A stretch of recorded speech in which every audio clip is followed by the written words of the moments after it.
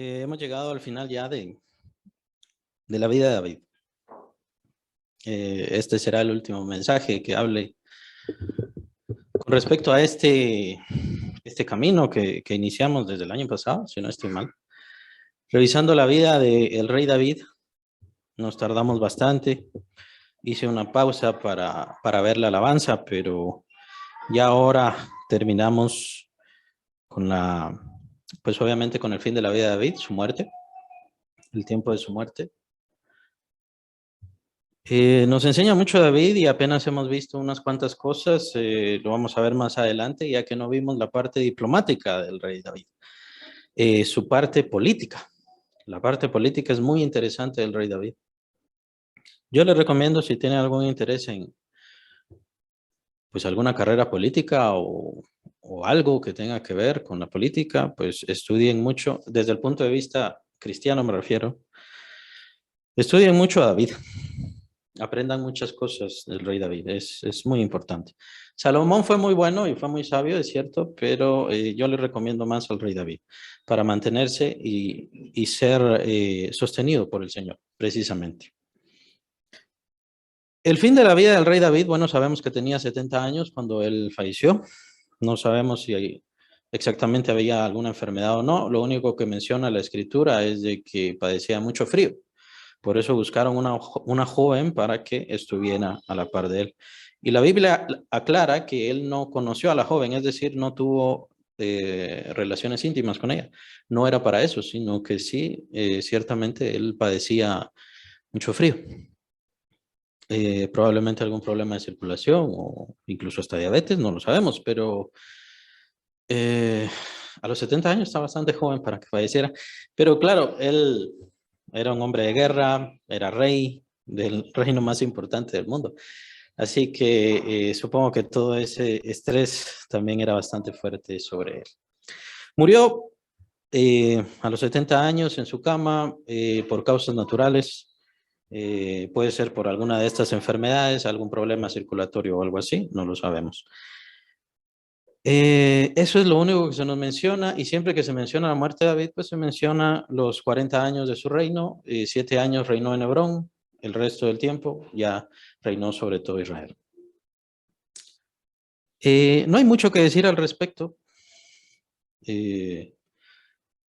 Con respecto a lo que sí hay que hablar, y es en lo que me voy a centrar ahora, es en dos pasajes. Uno de ellos es el que acabamos de leer, Primera de Reyes, capítulo 2. Capítulo 2 del 1 al 9, lo acaban de leer, ustedes lo escucharon. Nuevamente, versículo 4, por ejemplo, el rey David está hablando con su hijo Salomón, supongo que ya en su lecho de muerte, y le recuerda siempre que obedezca a la ley de Dios, ¿no? Eso es algo constante en todo el Antiguo Testamento, que obedezca a la ley de Dios y todo le va a salir bien. Pero vienen estos otros pasajes que son un poco fuertes y que a la gente le sorprende, especialmente a los creyentes. Le sorprende ya que habla acerca de Joab. Dice, por ejemplo, versículo 6, tú no dejarás descender sus canas al Seol en paz. Esto lo menciona acerca de Joab. Y es la forma del rey David decirle a su hijo Salomón que matara a Joab. Joab, recordemos, era el general del rey David. Era de los valientes del rey David, del ejército de los valientes del rey David, y era el dirigente del ejército del rey David por muchísimos años. Estuvo con él desde los tiempos de Saúl y desde los tiempos en los cuales él tenía que salir huyendo, es decir, David tenía que salir huyendo con sus soldados, con sus valientes, tenía que salir huyendo del rey Saúl y esconderse en las cuevas, y ahí estaba el general Joab. Si no estoy mal, sí estaban relacionados en sangre, es decir, creo que era primo, si no estoy mal. Eran primos entre Joab y sus hermanos con David. Y a la gente le choca, y a la gente le molesta esto de, bueno, el rey David llegó al final de su vida y ¿qué es lo que le dice a su hijo Salomón? Que mate a este y que mate al otro, ¿no? Al otro que lo maldijo, también cuando estaba huyendo. Se llama Simei. Con respecto a Simei, Salomón más adelante hace una treta con él, hace una artimaña, por así decirlo, y Simei cae en la trampa y por ende lo mata, lo ejecuta el rey Salomón. Y Joab también es ejecutado por el rey Salomón, al igual que su hermano, debido a que se estaban sublevando. Es decir, el rey David tenía la razón al decirle en este momento a su hijo Salomón que matara a Joab, su general. Joab ha sido leal a mí, pero no te va a ser leal a ti. ¿Por qué? Porque no le ha sido leal a nadie más que a él mismo. Y tenía toda la razón más adelante, entonces sucede la treta que querían hacer con uno de los sacerdotes, Joab, y uno de los hijos, uno de los príncipes del rey David. Entonces, ¿qué es lo que sucede acá? ¿David no era santo? ¿No hablaba David con Dios? ¿No escuchaba David la voz de Dios? Y es que, hermanos, es muy importante y por eso les digo, si ustedes en serio quisieran tener algo de aprender la política, estudien mucho a David. Y también nos enseña mucho sobre la santidad, para empezar. Se nos ha enseñado, y supongo que estos son retrasos religiosos que todavía se tienen en la iglesia. Retrasos religiosos de que un santo es aquel que jamás dice una mala palabra, un santo es aquel que todo el tiempo anda orando, o viendo al cielo, o cantando odas a Dios. Y se piensa que esa es una persona santa. Y se piensa que esa es una persona buena. Cualquier persona que tiene algún ímpetu, que tiene algún problema, pues esa persona no es santa.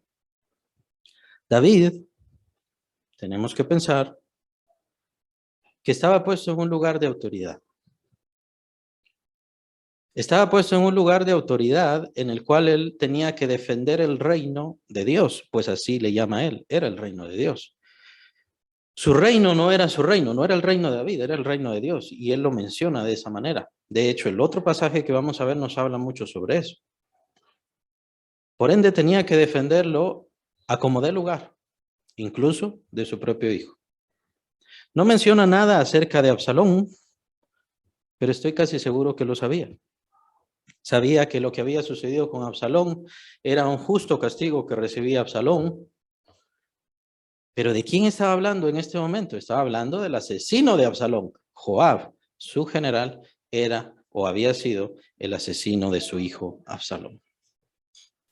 ¿Y por qué digo ahí el asesino? Porque Absalón había quedado ya inutilizado, se había quedado colgando de unos árboles, no podía hacer nada, no podía defenderse, y en ese momento es donde llega Joab, a pesar de la orden de David, de que no lo mataran, de que no le hicieran nada. Joab llega y lo mata, toma su cuerpo y lo tira como en una barranca, nada más, como que no valiera nada. ¿Quién es este Abner? ¿Quién es este general Abner? El general Abner es el general de Saúl. En los tiempos de la batalla entre la casa de Saúl y la casa de David, Abner toma mucha importancia, el general Abner. Y el general Abner es quien al final se enoja con Isboset, hijo de Saúl, y le quita el trono y hace pacto con David. Yo te voy a dar el trono. Te voy a dar el trono de Saúl para que sea tuyo. Hace pacto con David y le entrega el reino. Y con eso termina la pelea, la lucha entre la casa de Saúl y la casa de David. Y precisamente pues empieza ya el reinado de David. En ese momento de paz, por eso menciona aquí el rey David, en tiempo de paz, en ese momento de paz es cuando Joab hace una artimaña y mata al general Abner. Se supone que por vengar a su hermano se llamaba Asael. En tiempo de esta guerra entre las dos casas, entre los dos contrincantes, ¿no? Hacia el trono precisamente, estaba Asael, hermano de Joab, y Asael estaba persiguiendo a Abner en una de esas batallas, estaba persiguiendo a Abner. Abner le dice, déjame, no te quiero hacer nada. Y Asael lo sigue persiguiendo, quiere matarlo. Abner, por defenderse, mata a Asael. Así que Abner no había hecho nada malo, el general Abner.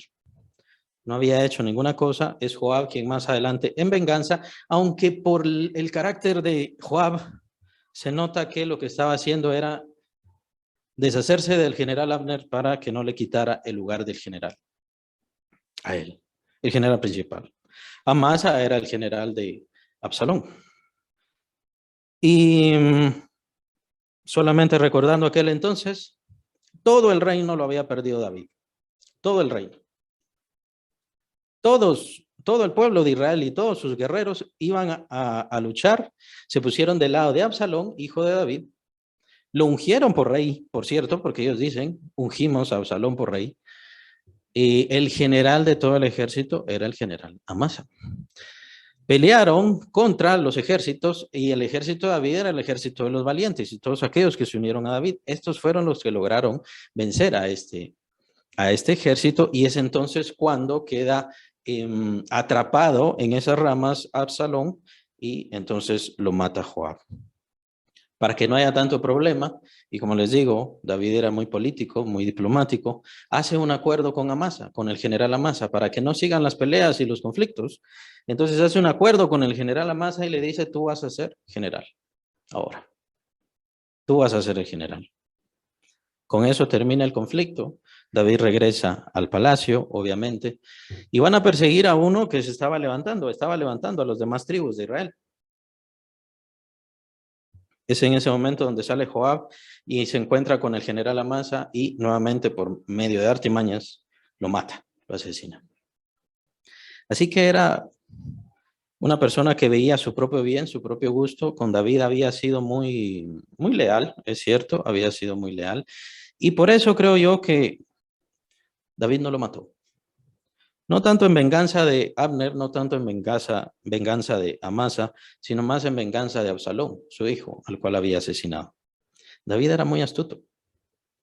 David era muy inteligente. Si una persona quiere meterse a la política, tiene que ser muy inteligente, hacer acuerdos, ver en dónde está la ganancia, la mayor ganancia.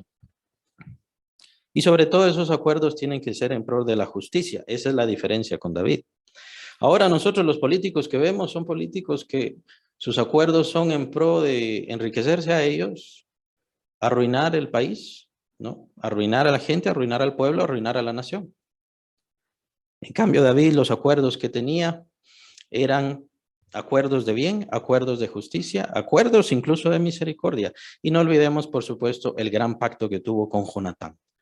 El pacto que tuvo David con Jonatán lo mantuvo hasta el final. Entonces, ¿David era un hombre maligno? No, lo que pasa es que la autoridad en donde Dios lo había puesto le exigía tomar decisiones muy severas, muy graves. Para aquel o para aquella que quiera meterse en la política tiene que entender eso en primer lugar, sobre todas las cosas. Está en un lugar en el cual tiene que tomar decisiones graves, es decir, la vida de la gente estará en sus manos, a disposición de esa persona. En una ocasión ya no estaba lloviendo, se fue la lluvia en todo el reino. Y David consulta al Señor y el Señor le dice, lo que pasa es que esa casa sangrienta, la casa de Saúl, hicieron esto, esto y esto, y por eso es que no viene lluvia.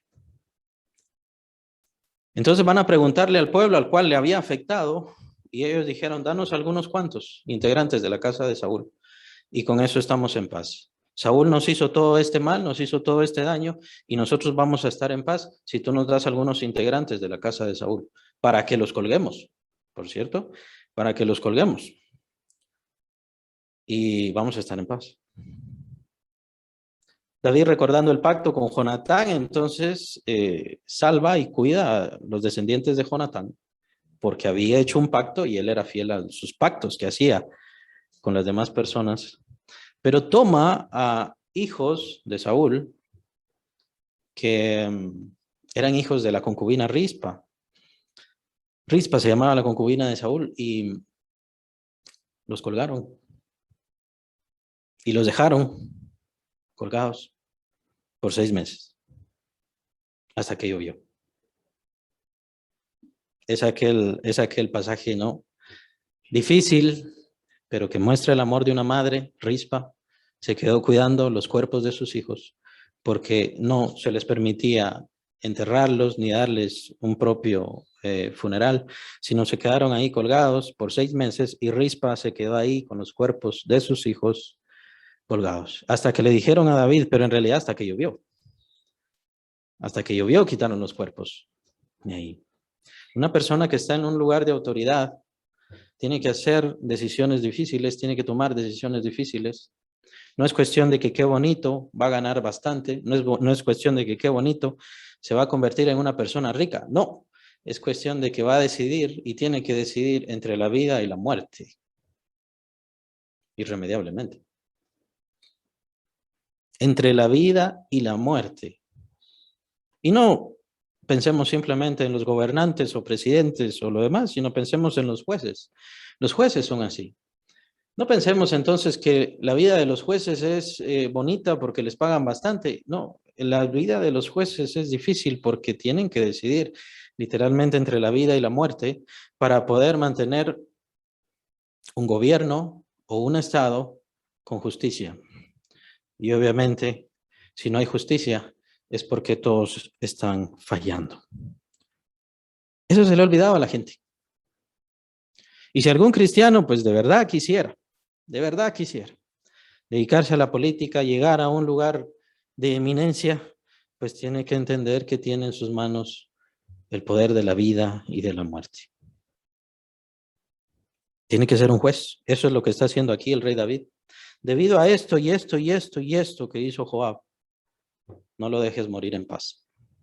No lo dejes morir tranquilo. Y tenía toda la razón, precisamente porque más adelante se levanta contra él, se levanta contra David. Y estas son las últimas palabras de David. Acuérdate de estos, acuérdate de aquellos. No se me olvida. David perdonaba, David tenía misericordia, David estaba cerca de la gente, pero no se le olvidaba. No se le olvidaba quienes lo habían ayudado y quienes le habían hecho tropezar o le habían hecho algún daño. Es muy interesante. No vimos todas esas partes y no las vamos a ver, obviamente, porque ya vamos a terminar la historia del rey David. Pero por eso les recuerdo y les recomiendo, si usted de verdad quiere conocer más sobre una política verdadera al estilo divino, lea mucho y estudie mucho la vida del rey David. Es mejor que leer a Maquiavelo o cualquiera de esos libros. Y las últimas palabras del rey David. Están en 2 de Samuel, si tienen sus Biblias, por favor. 2 de Samuel, capítulo 23.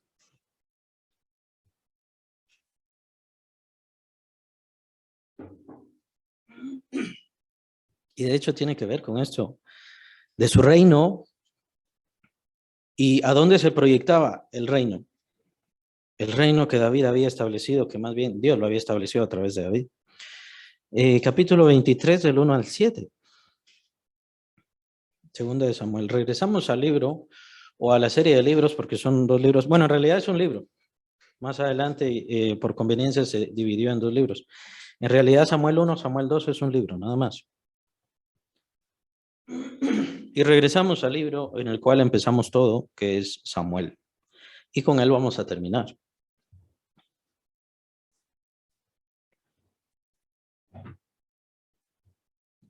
Bien, versículo 1 dice, estas son las palabras postreras de David. Dijo David, hijo de Isaí, dijo aquel varón que fue levantado en alto. Vean cómo a David no se le olvida. Vean cómo a David no se le infla la cabeza, ¿no? A veces se tiene esa expresión, se le hincha la cabeza. No es una persona que se cree mucho, no es una persona engreída, no es una persona orgullosa. Él se acuerda de dónde vino. Él se acuerda que apenas era un muchacho. Se acuerda que su familia apenas lo que hacían era criar ovejas, nada más. Era una familia ganadera. Lo único que hacía era eso, pero él fue levantado.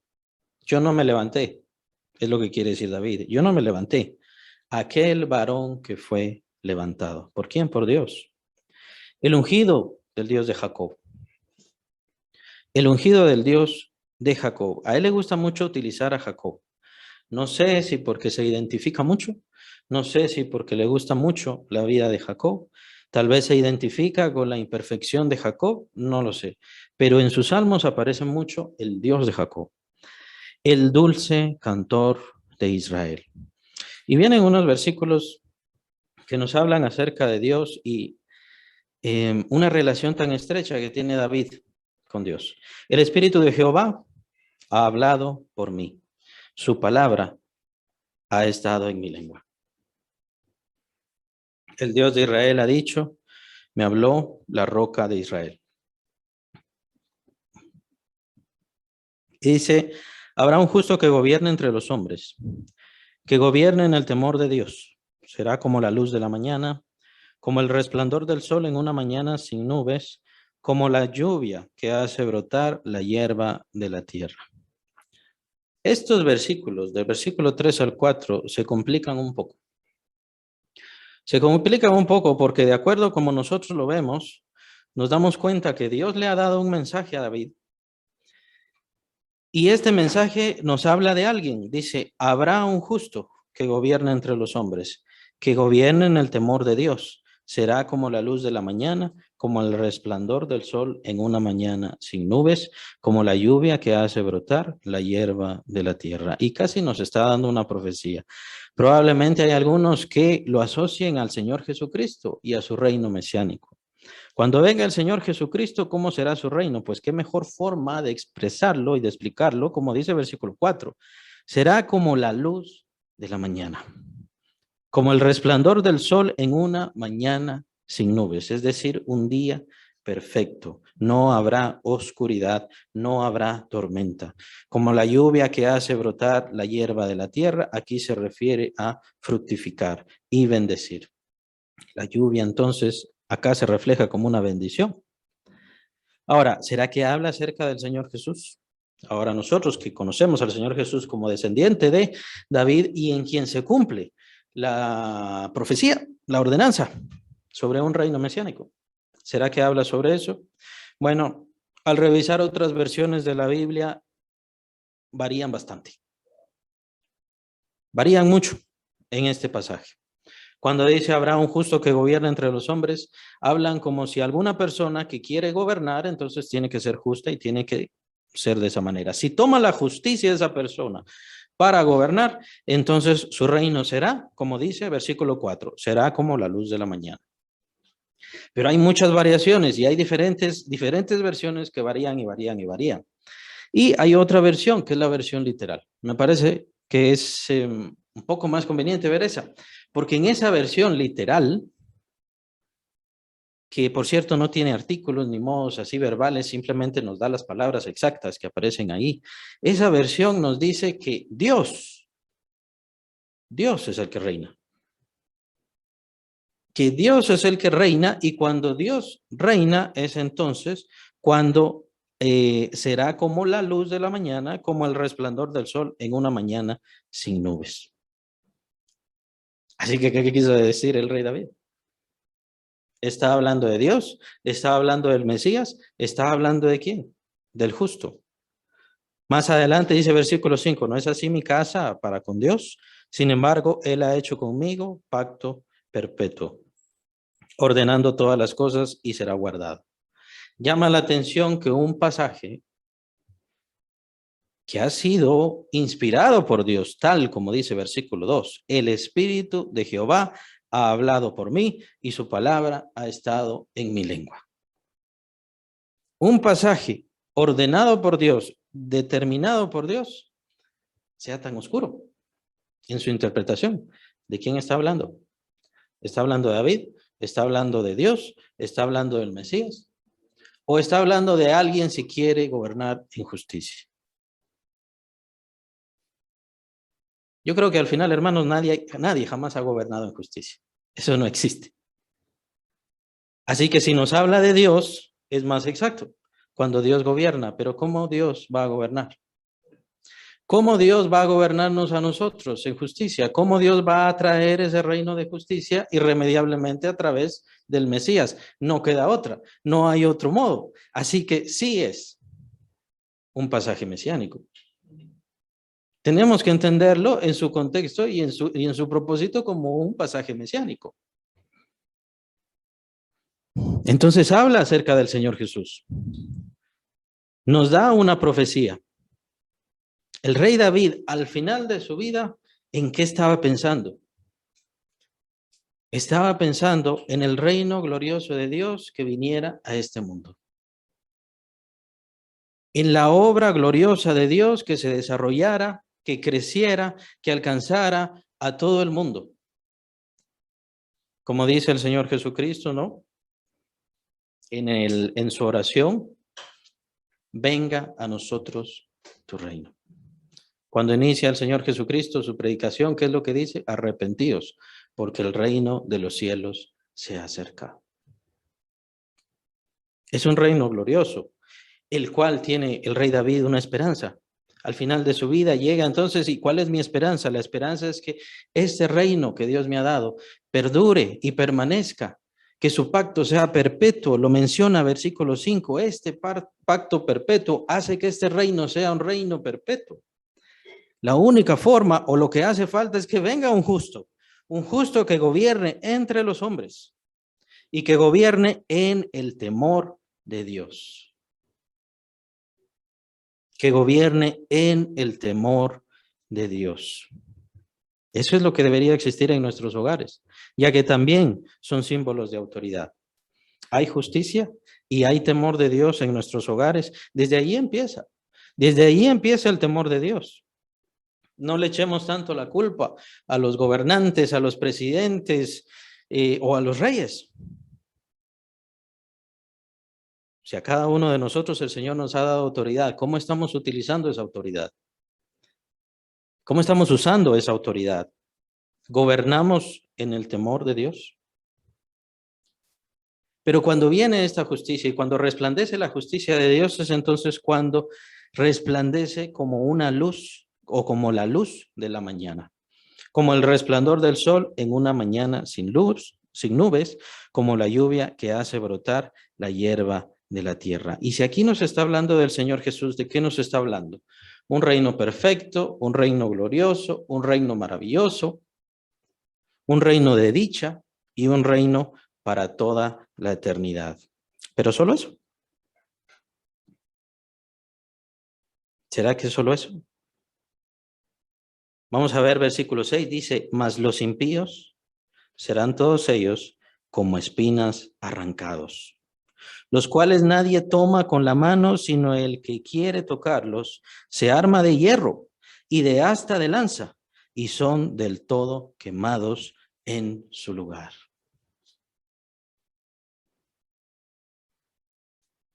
Entre todas las malas interpretaciones del Señor Jesucristo que existen y que han existido, una de esas, entre ellas tal vez la mayor, es considerar al Señor Jesucristo como un hombre de bondad, ¿no? Incluso hasta los socialistas piensan que Jesucristo era socialista, porque le exigía a todas las personas que compartieran sus bienes y que regalaran sus bienes a las demás personas. El Señor Jesucristo no era ni socialista, ni era gnóstico, ni era ninguna otra cosa.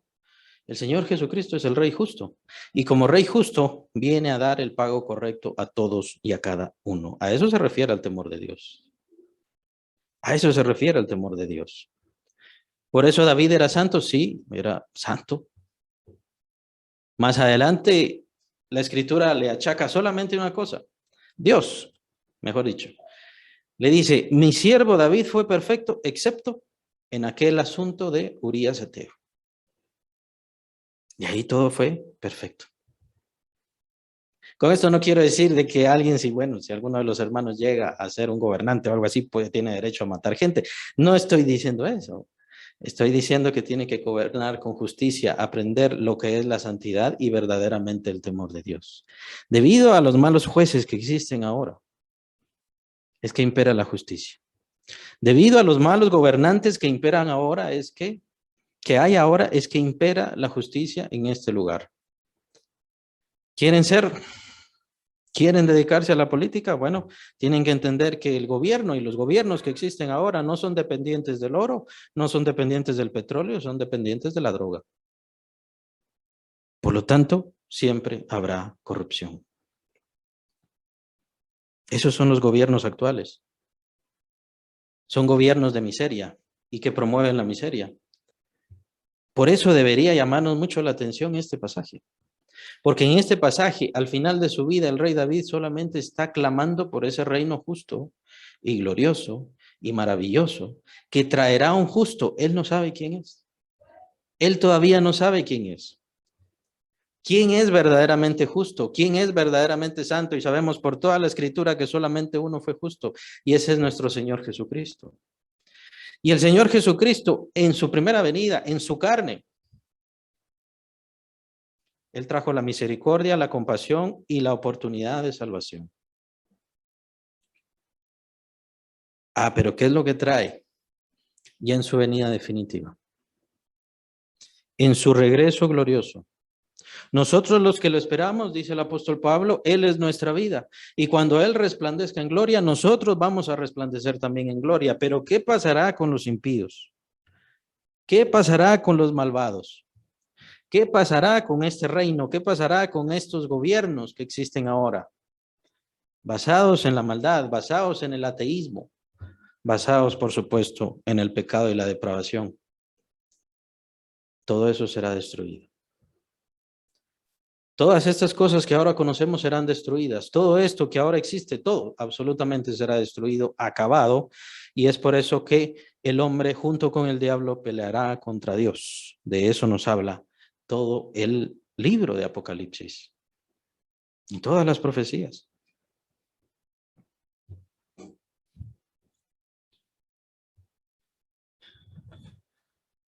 Hay mucha gente que se aleja de Dios porque no reconoce los juicios de Dios. Hay mucha gente que se aleja de Dios porque creen, bueno, Dios solamente puede hacer lo malo, y no quiero decir que haga lo bueno, perdón, no quiero decir que haga lo malo, sino que cosas malas pasan, juicios vienen, cosas difíciles de tolerar. Pero Dios sigue siendo justo, Dios sigue siendo bueno y sigue siendo santo y amoroso. Y lo seguirá siendo cuando venga y destruya todas estas cosas. ¿Qué nos corresponde a nosotros? ¿Qué nos toca a nosotros? Pues el juicio ya está ejecutado. En la cruz el Señor Jesucristo venció, no solamente con respecto a nuestro pecado, con respecto a nuestra maldad, no simplemente a eso, sino que dice el apóstol Pablo, exhibió a todas las potestades, triunfando sobre ellas en la cruz. Él es el verdadero rey, Él es el verdadero heredero de todas las cosas, y cuando Él venga,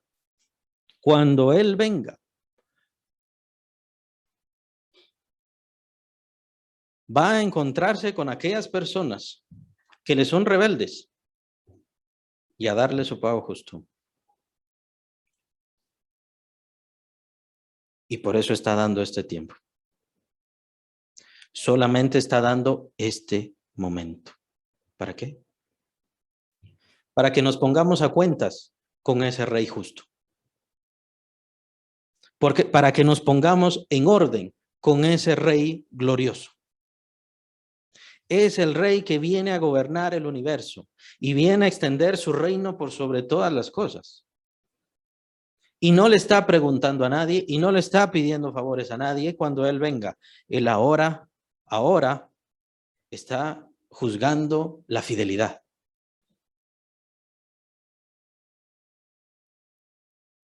Está juzgando la fidelidad de cada uno de nosotros.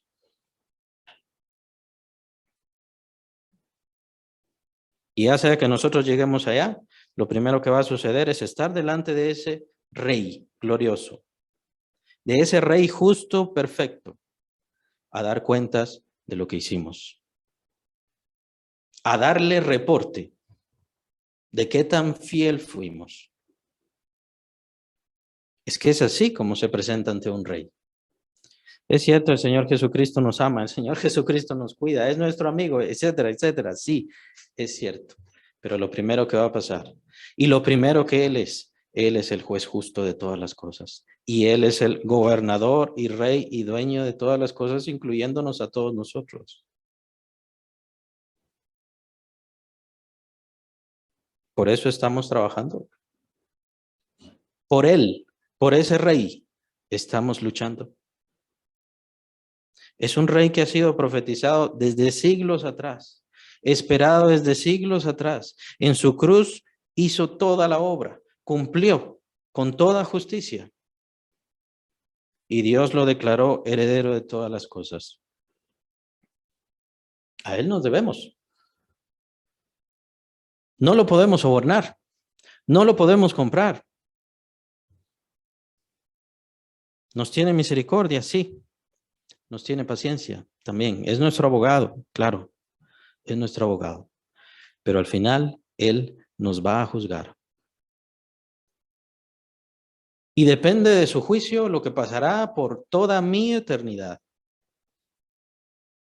Y con eso no me refiero simplemente a la salvación. No me refiero simplemente a eso. ¿Qué vamos a hacer toda la eternidad? ¿En dónde vamos a estar toda la eternidad? Porque no vamos a estar cantando y cantando y cantando por toda la eternidad. Él quiere siervos, seres que le sirvan, seres fieles, seres que le honren. Y por eso está usando este tiempo. No necesita ir a una mega iglesia, a una iglesia grande o pertenecer a un gran número de iglesias. Necesita ser fiel ahí en su vida, en su casa, en su hogar y en su trabajo. En el temor de Dios, ¿por qué? Porque Él es su rey, le guste o no le guste. Él es su dueño, le guste o no le guste. Y no simplemente porque nos salvó o nos compró con su sangre. Él tiene absoluta potestad y absoluta autoridad. Cuando Él venga sobre esta tierra y sobre este universo regrese, Él establecerá su reino justo. Y en ese reino justo no tienen lugar los impíos. Su lugar será en lo que se llama el lago de fuego. El lago de azufre. Ahí será el lugar. Es el lugar donde están los rebeldes, es el lugar donde están los soberbios, es el lugar donde están los engreídos y sí, también es el lugar en donde aquellos que se alejan de Dios y rechazan la soberanía de Dios terminarán, incluyendo el diablo y todos sus ángeles.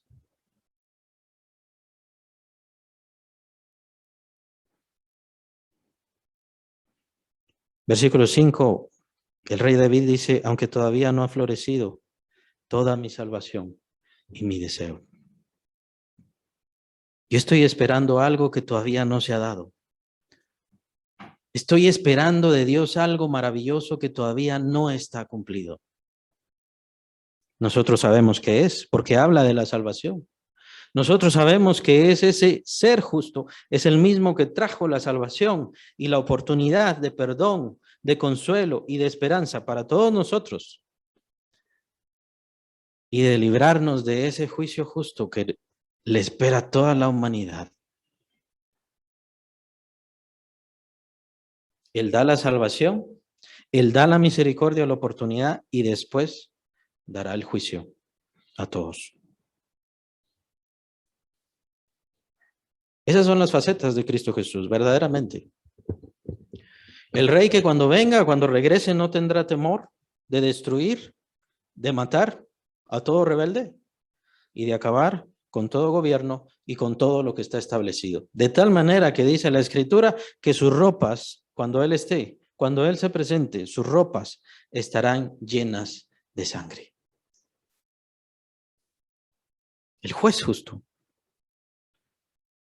Me gusta mucho este pasaje porque el rey David da muchas cosas que solamente pueden casar en Jesucristo. Su primera venida y su segunda venida solamente pueden casar en Él. Y David lo estaba esperando sin saber quién era. David tenía la esperanza sin saber quién era. Y Él traería su salvación. Todos nosotros somos impíos. Todos nosotros hemos heredado pecado. Todos nosotros hemos sido sentenciados a la condenación. Fuimos sentenciados a la condenación. Por eso el rey David habla sobre la salvación.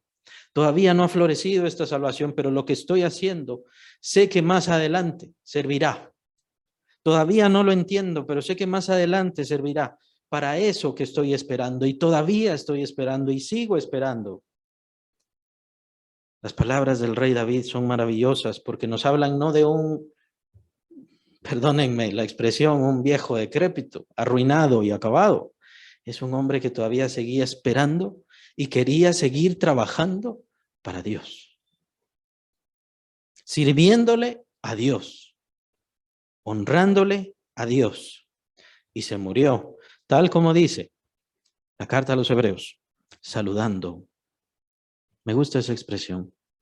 Habla de que todos estos hombres y mujeres que tuvieron esa fe, que tuvieron esa esperanza, dice que murieron saludando, como viéndolo de lejos, saludando la promesa, saludando la esperanza. Sabemos que el Espíritu de Dios inspiró al rey David. ¿Qué palabras le dio? ¿Qué sentimiento le dio? Pero era un hombre que se murió siendo mayor, probablemente enfermo, pero todavía con esperanza en su alma y con deseo de ver la promesa de Dios cumplida.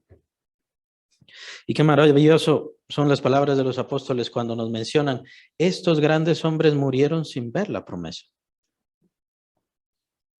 Estos grandes hombres murieron sin conocer todo lo que Dios tenía para ellos.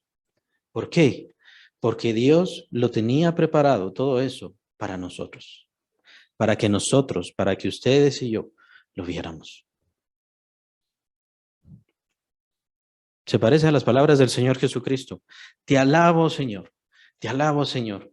Porque estas cosas tú las escondiste de los sabios y de los entendidos y se las diste a conocer a los niños, a los pequeños, a los sencillos. Viene un reino maravilloso y eso es lo que tenemos que predicar. Y de hecho, hermanos, es lo que estamos viendo ya. Estamos viendo la destrucción de las cosas y es normal, es elemental. Así tiene que ser. Pero viene un reino glorioso. ¿Por qué? Porque viene el Rey de la Gloria. ¿Se acuerdan ese salmo? ¿Quién es ese Rey de la Gloria? Jehová de los ejércitos, Él es el Rey de la Gloria. Y el Rey de la Gloria es nuestro Señor, el Mesías, el ungido, el único que fue señalado por Dios. En este, yo tengo contentamiento. Y Él fue elevado y exaltado hasta ser juez de todos, de toda la humanidad. No sabemos cómo va a juzgar a todos. Yo no sé cómo va a juzgar el Señor a los mayas, a los egipcios. Yo no sé cómo va a juzgar a todos. Pero sí sé, como dice su palabra, que está preparado. Él está preparado para juzgarlos a todos. Él está preparado para juzgar a toda cultura. Él está preparado para juzgar a los vivos y a los muertos. A todos, absolutamente sin excepción. Les juzgará. ¿Estamos preparados? ¿Estamos listos para enfrentarnos a su juicio? En primer lugar, necesitamos la paz con Dios. La paz que viene solamente a través de recibir al Señor, la salvación que solamente Cristo Jesús da, no las obras, no las buenas obras. Las buenas obras no pueden satisfacer a Dios y no pueden satisfacer a este Rey glorioso que viene. Solamente sumisión, sometimiento, entrega. No consideren, hermanos, la salvación como una puerta la cual atravesamos y después vamos a divertirnos. La salvación es someterme a ese Rey de Gloria. Dejarme gobernar por ese Rey de Gloria. Obedecer en todo a ese Rey de la Gloria.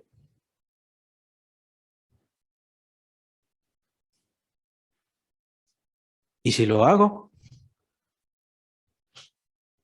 Entonces Dios quiera que llegue a ser y que lleguemos a ser como aquel apóstol, que al final de su vida dice, he acabado la carrera, he guardado la fe. Por lo demás, por lo que me queda, al llegar ante la presencia de Dios, ¿qué me toca?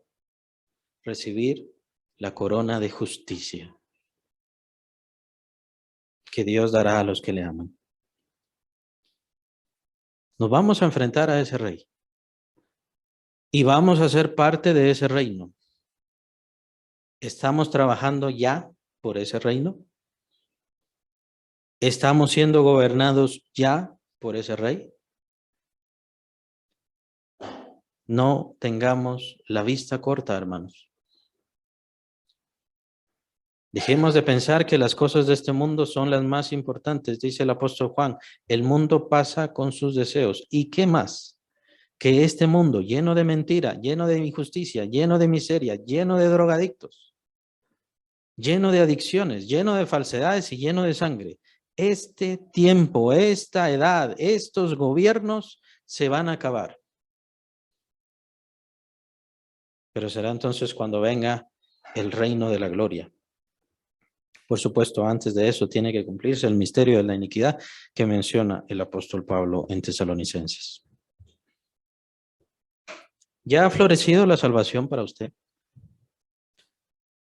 ¿Está seguro de su salvación? ¿Conoce que el Espíritu Santo está en usted hablándole? Busque al Señor, por sobre todas las cosas. Busque al Señor. No dependa de las obras, porque las obras no le van a salvar. Ninguna obra le va a salvar. Este juez justo viene a pagar toda impiedad. Ese era el último pensamiento del rey David. Diría yo, la última enseñanza. Este gran hombre de Dios, lleno de autoridad, con un corazón muy noble, muy sensible, que por cierto es algo muy importante para alguien que está en un lugar de autoridad. Quitar la conciencia del pueblo es algo muy malo.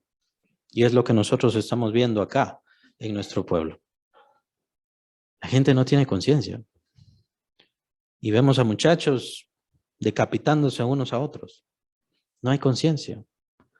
¿Y cómo puede haber conciencia si miramos a los gobernantes? Si miramos a los jueces. La gente cree que no tienen que dar cuentas. Pero al final todos vamos a dar cuentas. Y ojalá, hermanos, que nuestra seguridad y nuestra confianza sea más allá, basada en ese Rey maravilloso, el cual nosotros creemos y confiamos que es, que existe, que vino, que murió, que nos salvó, que nos libró, y que nos ha dado todas estas promesas maravillosas que ya estamos viendo señales en nosotros. Y que vivamos por eso, que vivamos sirviéndole por sobre todas las cosas, no glorificándonos a nosotros. ¿Saben? Ni siquiera eso, ni siquiera eso.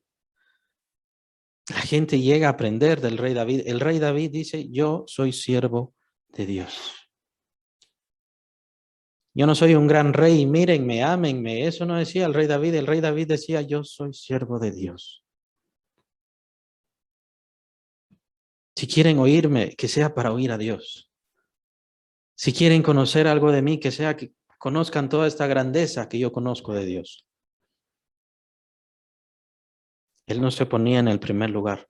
Él no tenía el primer lugar. Siempre el primer lugar lo tenía el Señor. ¿Por qué? Porque él conocía que él era verdaderamente rey y verdaderamente juez y verdaderamente Dios.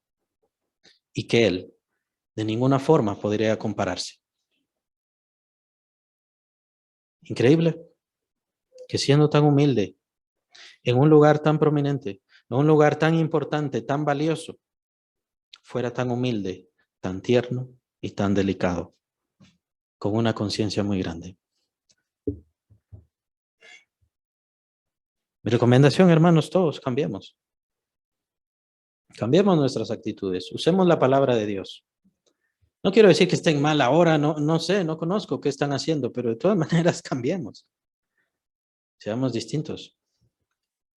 Aprendamos a obedecer al Señor. Y sobre todo, si usted no está en la iglesia o no está participando de la iglesia, les recomiendo algo, que es lo que dice el Señor Jesucristo. En los negocios de mi Padre me es necesario estar. Y este era el Señor Jesucristo, su rey, entendería yo que es su rey. Si su rey dice, en los negocios de mi Padre me es necesario estar, ojalá, si usted dice que es su rey, que usted también esté en los negocios de su Padre. O ya sea, ojalá, que el Señor no lo encuentre alejado de sus negocios el día que usted le tenga que dar cuentas. Que el Señor les bendiga.